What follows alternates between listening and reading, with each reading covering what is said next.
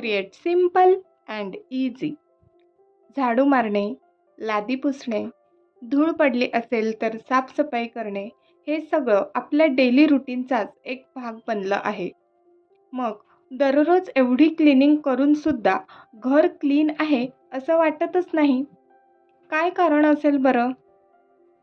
मी सांगते ना.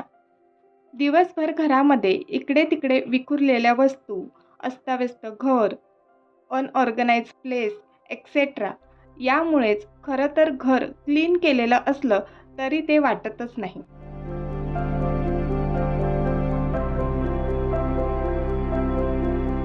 आता हेच पहा ना, सुरुवात घराच्या बाहेरूनच होते. बाहेरून आलो की चप्पल, शूज, सँडल असे खालीच फ्लोअरवर काढतो. ते वर उचलून ठेवायचं राहूनच जातं. पण 2 सेकंदसुद्धा पुरेसी आहेत चप्पल किंवा सँडल त्या क्षणी काढून लगेच रॅकमध्ये ठेवायला. Clutter home to clean home ठेवण्यासाठी काहीच एक्स्ट्रा एफर्ट्स घ्यावे लागत नाही, जर आपण ही हॅबिट स्वतःला लावून घेतली तर. आता वाटतंय ना, ही जागा अगदी क्लीन आहे ते?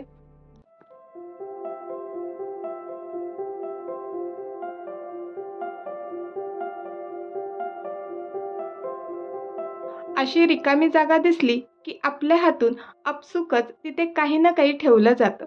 नंतर ते जागेवर ठेवून देऊ असं म्हणतो आणि ते दिवसभर तिथेच राहतं आणि थोड्या वेळाने ती सर्व जागा भरून जाते आणि तिथे पसारा दिसायला लागतो. तसेच एखाद्या वस्तूची जागा जिथे आहे तिथे दुसरंच काहीतरी ठेवलंय आणि त्या वस्तूला जागा नाही म्हणून ती वस्तू अजून दुसरीकडे ठेवले. त्यामुळे सुद्धा घर क्लीन आहे असं वाटतच नाही, कारण सगळीकडेच पसारा वाटतो. म्हणूनच ज्या वस्तूची जागा जिथे आहे तिथेच त्या वस्तू ठेवल्या तर घर क्लीन राहायला नक्कीच मदत होणार आहे. हो, मला माहिती आहे की सकाळच्या घाई गडबडीत वस्तू जागेवर ठेवायच्या राहून जातात. पण आपलं काम झाल्यानंतर, टिफिन दिल्यानंतर, मुलं शाळेत गेल्यानंतर आपण त्या वस्तू जागेवर नक्कीच ठेवू शकतो. हो ना?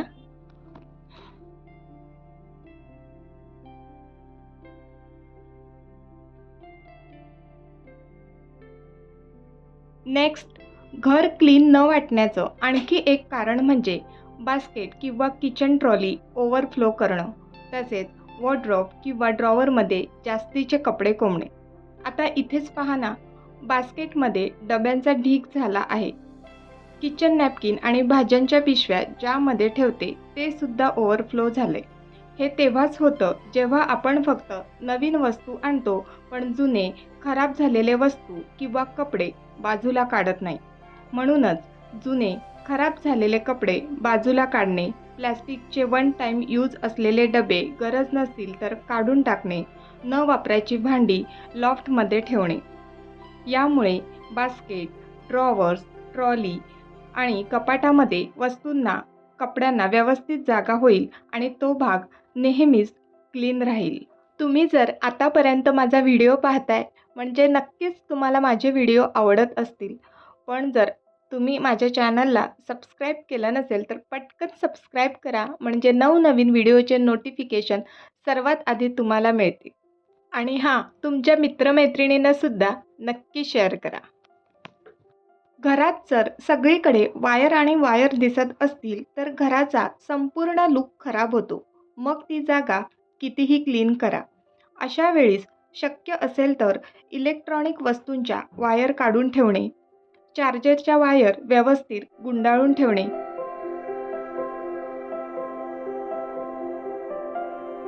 काही वायर काढणे शक्य होत नसेल तर एखाद्या डेकोर पीसने ते हाईड करणे. जसं की मी इथे आर्टिफिशियल फुलाची फांदी लावली आहे आणि या बाजूला हँगिंग पॉकेट हँग केलेलं आहे. शक्य असल्यास वस्तूंवर कवर घालणे. यामुळेच हा भाग नेहमीच नीट आणि क्लीन दिसतो. You can see before and after look.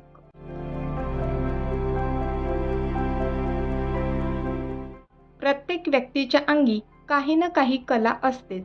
कोणाला भिंतीला ड्रिल करायला येतं, तर कोणाला इलेक्ट्रिसिटीचं काम येतं, तर कोणाला शिलाई काम येतं.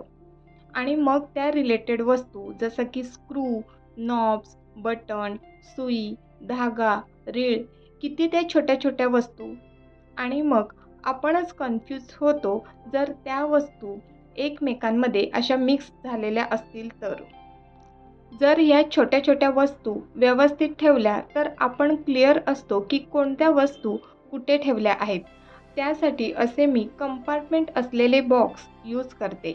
म्हणजे अगदी सोपं होतं.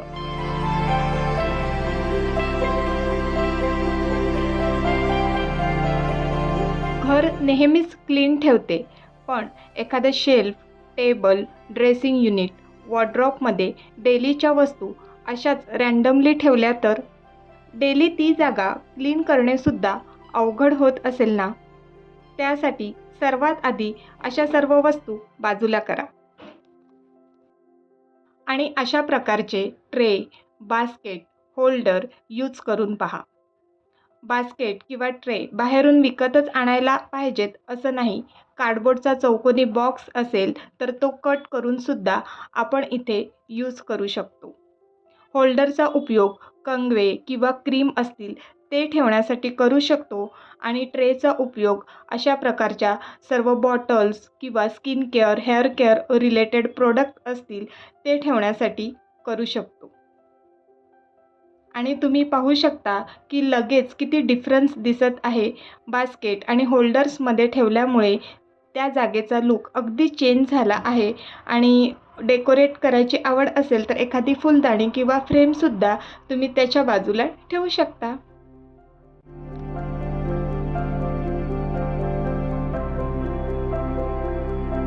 आपल्या आवडीनुसार ट्रे, बास्केट, होल्डर, लेझी सुजन, कार्डबोर्डपासून बनवलेले ट्रे याचा सुद्धा उपयोग करू शकता. वॉर्डरोब किंवा चेस्ट ऑफ ड्रॉवरमध्ये आपण कपडे ऑर्गनाईज करून ठेवलेत, पण आपण जर कपडे कसे तरीच घडी घातले, ते व्यवस्थित ठेवले नाही, तर ते कपाट क्लीन वाटणारच नाही. तुम्ही इथे पाहू शकता कपड्यांची अनफोल्ड बाजू वर आहे, त्यामुळे ते कपडे मी घडी घालून ठेवलेत तरीही अस्ताव्यस्तच वाटत आहेत. कपडे जर उलट बाजूने घडी केले असतील तरी त्याच्या शिलाई असतात त्या दिसतात, त्यामुळे सुद्धा कपाट विस्कटलेलं वाटतं. तर त्यासाठी सर्वात प्रथम घडी घालतानाच कपडे सुलट करून घडी घातले तर त्याचं एक चांगला लूक दिसतो. त्यासोबतच कपाट अस्ताव्यस्त वाटत नाही.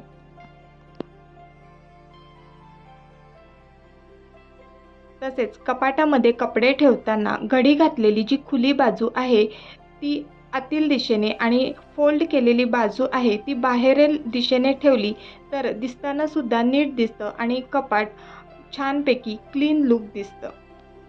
चेस्ट ऑफ ड्रॉवरमध्ये ठेवताना सुद्धा जी फोल्ड केलेली बाजू आहे ती वरील दिशेनेच ठेवायची आहे, म्हणजे दिसताना ते व्यवस्थित दिसतं.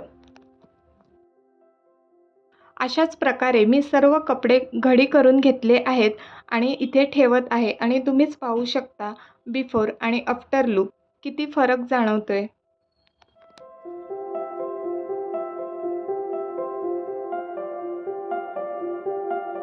आणि हे सगळं करताना आपण एकटीच नाही तर घरातील छोट्या मुलांना, इतर व्यक्तींना सुद्धा इन्क्लूड करून घ्यायचं, म्हणजे आपल्या कामाचा ताणसुद्धा थोडासा कमी होतो. तर आजचा व्हिडिओ तुम्हाला कसा वाटला मला कमेंट बॉक्समध्ये नक्की सांगा. व्हिडिओ आवडला तर लाईक, शेअर आणि सबस्क्राईब करा. पुन्हा भेटूया पुढच्या व्हिडिओमध्ये. तोपर्यंत बाय बाय.